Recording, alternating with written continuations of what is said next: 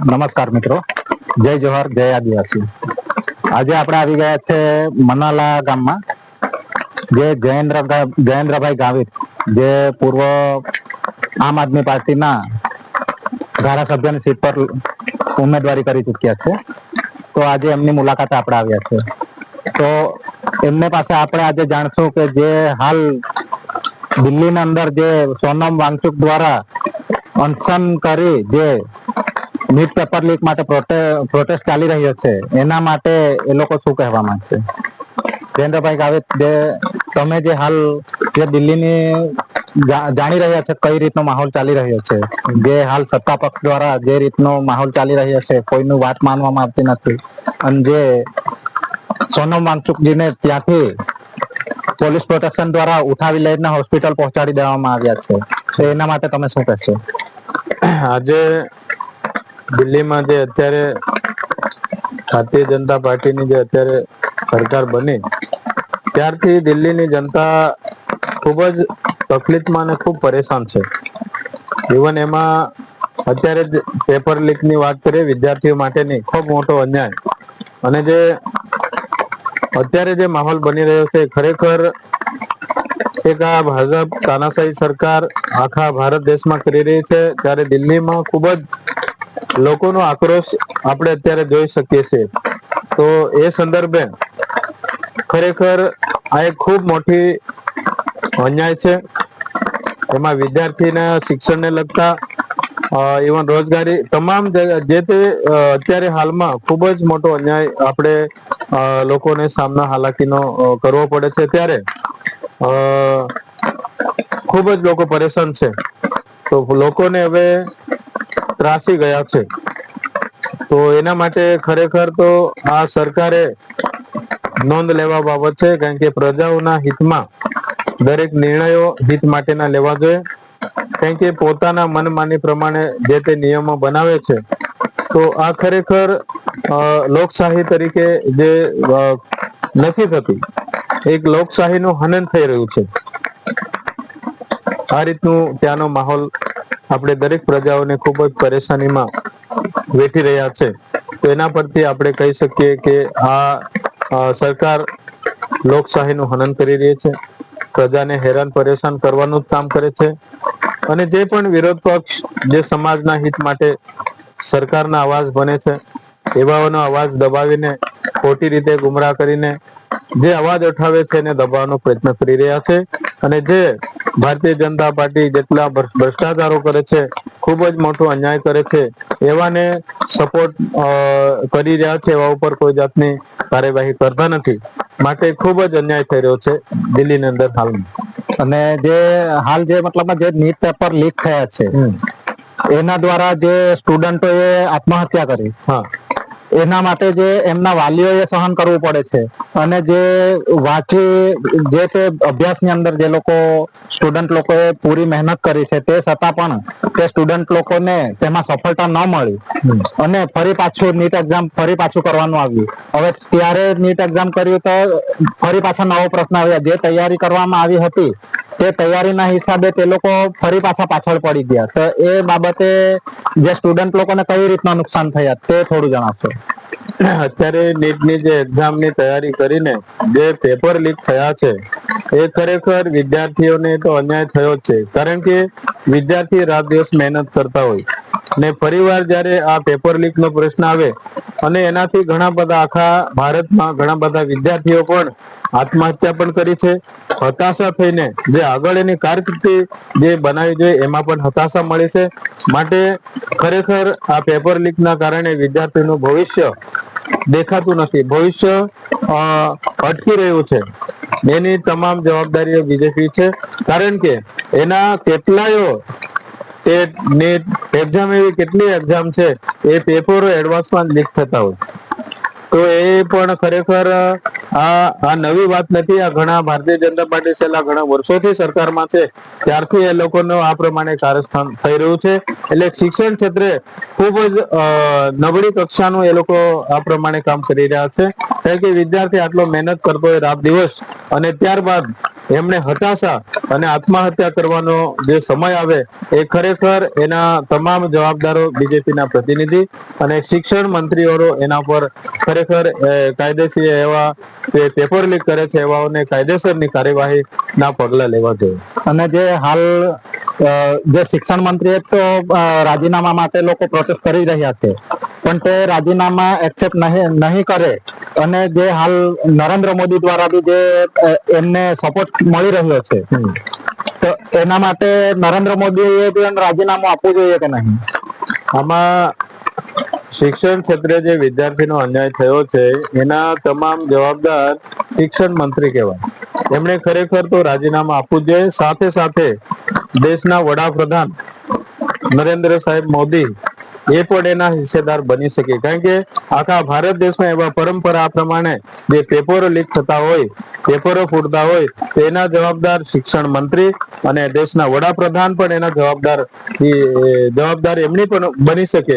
માટે ખરેખર વડાપ્રધાને પણ રાજીનામા આપવું જોઈએ, શિક્ષણ મંત્રીએ પણ રાજીનામા આપવું જોઈએ અને જે પણ નીટના જે તે સમિતિ શિક્ષણ ક્ષેત્રે છે એવા તમામ આવા જે પણ સડાવેલા આવા હોય એવા તમામને ખરેખર રાજીનામા અને એવાને પણ સસ્પેન્ડ કરવા જોઈએ. અને જે હાલ તરફ જે જોઈ રહ્યા છે આપણે કે જે આપણા એરિયાની અંદર જે તે જગ્યા પર જે બીજેપી સપોર્ટરો છે એ લોકો દ્વારા કહેવામાં આવે છે કે જે નીટ પેપર લીક માટે એ લોકો જે પ્રોટેસ્ટ કરી રહ્યા છે, તો એ લોકો ચાઇનાના એજન્ટો કહેવામાં આવે છે, પાકિસ્તાનના આતંકવાદીઓ કહેવામાં આવે છે. તો એના માટે શું કહેશો? શું આતંકવાદી કહેવા લાયક છે કે પછી બીજેપી વાળાએ થોડું સમજવું જોઈએ કે દેશના ભવિષ્ય ખાતર લડવા વાળાઓ કઈ રીતે આતંકવાદી હોઈ શકે, કઈ રીતે ચાઇનાના એજન્ટો હોઈ શકે? એ માટે શું કહેશો? આજે અન્ય દેશના જે આતંકવાદી કે જે તે પ્રમાણે શબ્દ પ્રયોગ કરવામાં આવે છે એ ખરેખર સ્થાનિક નેતાઓ કે સ્થાનિક આવા પેપર લીક થતા હોય આવા સરકારને સપોર્ટ કરનારા ખરેખર એ દેશદ્રોહી પણ કહી શકે, કારણ કે જે શિક્ષણ ક્ષેત્રે જે ભવિષ્યના જે કંઈક સુધારા માટે અપડેટ કરવા જોઈએ ત્યારે આવા વિદ્યાર્થીઓને કારકિર્દી માટે જે અડચણરૂપ બને છે અને વિદ્યાર્થી મહેનત આ પ્રમાણે જે કામ કરી રહ્યા છે, જે પણ સ્થાનિક રાજકીય પ્રતિનિધિ હોય તો ખરેખર એવાઓને પણ આજે એક કાયદાના આધીન પણ એમને પણ એક કાયદાકીય પગલા લેવા જોઈએ અને એવા જે સપોર્ટ કરે છે એવા તમામ રાજ્યના કે તમામ જિલ્લા કે તાલુકાના આવા પ્રતિનિધિ જો સપોર્ટમાં લિંક પેપરમાં નીકળે તો એવાઓને પણ કાયદાકીય પગલા લે, જેથી કરીને આવનારા દિવસોમાં વિદ્યાર્થીઓને આવો અન્યાય વારંવાર નહીં થાય. અને જે હાલ જે બધા બાળકોએ આપઘાત કર્યો છે આ પેપર લીક મુદ્દે, તો એ લોકોએ તો મહેનત કરી જ હતી, તે છતાં એ લોકોએ તે પરીક્ષાની અંદર ફેલ થયા અને પેપર લીક ના કારણે એ લોકોને મોટું નુકસાન ભોગવવું પડ્યું. એના માટે એ લોકોએ આપઘાત કરી લીધો. એના માટે એ લોકોને વાલીઓએ કેટલી તકલીફ સહન કરવી પડે છે, કેમ કે કારણ કે એ લોકોના જે વાલીઓ છે તે નાના ત્યારથી મોટા બાળકો કર્યા, ત્યાર પછી જયારે આ પેપર માટે જવાબદાર હાલ તરત કોઈ વાલીઓ નથી, એના માટે જવાબદાર તો સરકાર છે. તો એના માટે એ લોકોને વાલીઓ કઈ રીતે તકલીફ ભોગવી રહ્યા છે અને તે માટે સરકાર કેમ સાંભળી રહી નથી? આજે ઘણા ખરા વિદ્યાર્થીઓ મહેનત કરીને જે નીટની એક્ઝામ આપે છે ત્યારબાદ એ નીટમાં ફેલ થઈ જતા હોય એવા વાલીઓ પણ ખૂબ જ એ ચિંતામાં હોય. વિદ્યાર્થીઓ પણ આવા કેટલાક વિદ્યાર્થીઓ આત્મહત્યા ના ભોગ બની ગયા છે. તો એવા પરિવાર અને એવા માતા પિતાઓને પણ એક એના છોકરાને ભવિષ્યમાં એની અપેક્ષા હોય કે અમારો છોકરો આગળ વધશે, આગળ કંઈક નોકરી કરશે, તો એમની જે જવાબદારી છે જવાબદારીથી થોડો માતા પિતા હળવા થાય.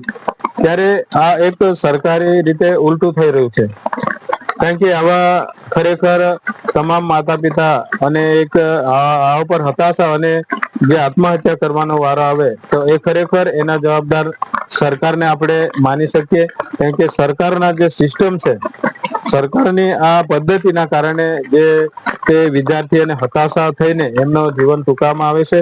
ત્યારે આવા પરિવારને પણ સરકાર વતી કંઈક એવી વ્યવસ્થા કે આવનારા દેશમાં આવું ન થાય અને એવાને પણ કંઈક ને કંઈક પરિવારને કંઈક રસ્તો કાઢે એવી પણ એક જોગવાઈ કરવી જોઈએ, કારણ કે આ તો આજે વારંવાર આ તો બનતા આવ્યા છે. ત્યાં સુધી સરકારને કોઈ પડી નથી. સરકાર એના ઉપર કોઈ જાતની એક્શન લેતી નથી. સરકારને તો માત્ર કહેવાય કોઈ જ ફરક પડતો નથી. કારણ કે આવા તો કેટલા આખા ભારત દેશમાં હજારો વિદ્યાર્થીઓને હતાશા થઈને આ રીતની ઘટનાઓ બનતી હોય ત્યારે એના પર સરકારની કોઈ પહેલ નથી કે કોઈ યોગ્ય પગલા લેવા માટે એનું આયોજન કરવા માટેની કોઈ પહેલ કે તે દેખાતું નથી. માટે ખરેખર આ એક સરકારની પણ એક ખૂબ કહેવાય તેમ ક્યાંક કૂટનીતિ તરીકે પણ આને આપણે આ એક સરકારે વાપરી છે એવું માની શકીએ કે પ્રજાની કઈ પડી નથી. અને હાલ જે આપણે જોઈ રહ્યા છે કે આપણે આદિવાસી વિસ્તારમાં રહીએ છીએ, આપણે પોતે આદિવાસી જ છે, તો આદિવાસીઓ કઈ રીતે પૈસાની રીતે કેટલી તકલીફ ભોગવી રહ્યા છે અને તે પૈસાની તકલીફ ભોગવી રહ્યા તે છતાં આપણા આદિવાસી એરિયામાં લોકો નાની મોટી નોકરી કરીને જીવન જીવે છે. તે અરસામાં એ લોકો જેટલા પૈસા એ લોકોની બચત હોય તે પૈસા નાખીને પણ તેમના છોકરાને ભણાવે છે, બાળકને ભણાવી દે છે, પણ તે પૈસા બધા ખર્ચી નાખે છે અને પછી જયારે સરકાર તરફથી આવું કોઈ પેપર લીક મુદ્દો આવે ત્યારે સરકાર કોઈ અવાજ ઉઠાવતી નથી અને જે લોકો અવાજ ઉઠાવે છે તેમને દબાવી દેવામાં આવે છે. તે માટે શું કહેશે? આજે સરકાર જયારે ગરીબ આદિવાસીના બાળકો જયારે ભણતા હોય ત્યારે ગરીબ આદિવાસી એના માતા પિતા ખૂબ જ પરિસ્થિતિ અને ખૂબ મહેનત કરીને એમના છોકરાઓને ભણાવતા હોય.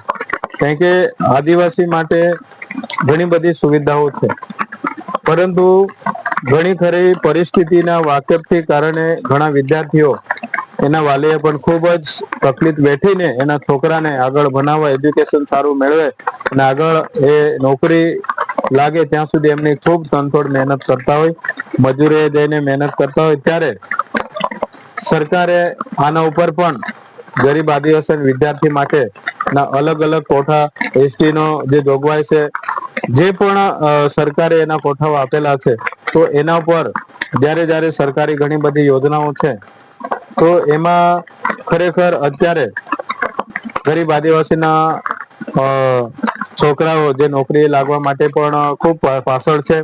કારણ કે ઘણા ખરી જગ્યાએ જે સંસ્થા દ્વારા ઘણી સંસ્થાઓ જે નોકરી માટેની સંસ્થાઓ સરકાર કોન્ટ્રાક્ટ બેઝે આપી દેતા હોય, જેના કારણે ઘણા ખરા આદિવાસીના છોકરાઓ ભણેલા છે, ખૂબ જ સારી એજ્યુકેશન મેળવેલું છે, છતાં પણ આજે નોકરી એ નથી લાગતા અને જેમના જે કોન્ટ્રાક્ટ લીધા છે એના જ સગાવાલા, એના મિત્ર મંડળ એવા જ નોકરીઓમાં પસંદગી કરીને એને કોન્ટ્રાક્ટ આપીને એ 11 કરારના બેઝ ઉપર સરકાર એ કોઠો પૂરો કરતો હોય તો ખરેખર આ પણ એક સરકારે ખૂબ અન્યાય આદિવાસી સમાજ માટે, સાથે અન્ય સમાજ આદિવાસી સમાજ મતલબ એસટી, એસસી, ઓબીસી અને માઇનોરિટી એ તમામ સમાજને પણ એક કોઠાના રાહે સરકાર દર વર્ષે દરેક યોજનામાં એક અન્યાય આપણે દેખીતું આપણે જોઈ શકીએ અને એના કારણે પણ રોજગારીનો રેશિયો વધી રહ્યો છે. અને આજે જે આ પ્રોટેસ્ટના ભાગરૂપે ધરમપુરની અંદર હાલ તો ગુજરાતમાં કોઈ પ્રોટેસ્ટ માટે કોઈ અનશન માટે કોઈ બેસ્યા નથી, પણ જે આજે જે ધરમપુરમાં આજની તારીખમાં જે અનશન માટે સોનમ વાંગચુકના સપોર્ટમાં એક દિવસનું અનશન માટે બેસ્યા છે, તો એ લોકો સાથે જનતાએ જોડાવવું જોઈએ કે નહીં? ખરેખર આજે ધરમપુરમાં જે અનશન સામે જે પ્રોડક્ટ જે બેઠા છે, તો ખરેખર દરેક જનતાઓએ દરેક આખા ગુજરાતમાં નો પ્રશ્ન છે, આખા સરકારમાં જે અન્યાય થઈ રહી તો દરેક પ્રજાઓએ પણ આવા કાર્યક્રમે આવા એ થાય ત્યારે દરેક સંગઠનોએ દરેક લોકોએ પણ આમાં જે તે સહયોગ કરીને એને સપોર્ટ કરવો જોઈએ. કારણ કે આવનારા દિવસમાં એમનો પણ વિદ્યાર્થીઓનો અન્યાય આવનારા દિવસો ન થાય એના માટે અત્યારે યોગદાન અને સમય આપવાનો ખૂબ જ જરૂરી છે અને દરેકે આવા કાર્યક્રમ સરકાર સામે અન્યાય કરે તો સપોર્ટ માટે પહેલ કરીને આગળ નીકળવું જોઈએ. ધન્યવાદ સાહેબ. ઓકે, આ હતા જયેન્દ્રભાઈ ગાવિત, જે મનાલા ગામના સરપંચ પણ છે અને પૂર્વ જિલ્લા પંચાયતની સીટ ઉપર પણ લડી ચૂક્યા છે આમ આદમી પાર્ટી તરફથી અને ધારાસભ્યની સીટ ઉપર પણ લડી ચૂક્યા છે. જે હાલ તો એમ કહેવાય કે જમીન સાથે જોડાયેલા માણસ છે એમ કહેવાય તો કઈ ખોટું નથી, કેમ કે હાલ આપણે જે જગ્યાએ તમે બેસેલા જોઈ રહ્યા છો એ એમની ઓફિસ બનાવેલી છે. પણ બીજા લોકો તમે હાલ ભાજપના કોઈ કાર્યકર્તાની ઓફિસ હશે તો તમે જોશો કે મોટો રાજમહેલ જેવો હશે, પણ આજે જે તમે મારા પાછળ જોઈ રહ્યા છો કે કાર્પેટ બાંધેલી છે અને નાની એક ઝૂંપડી બનાવેલી છે. એટલે એમ કહેવાય કે એ લોકો એકદમ જમીન સાથે જોડાયેલા માણસ હોય, તો એવા માણસો જે તે જગ્યા પર હોય તો તે લોકો પોતાના ગામનો વિકાસ કરી શકે છે.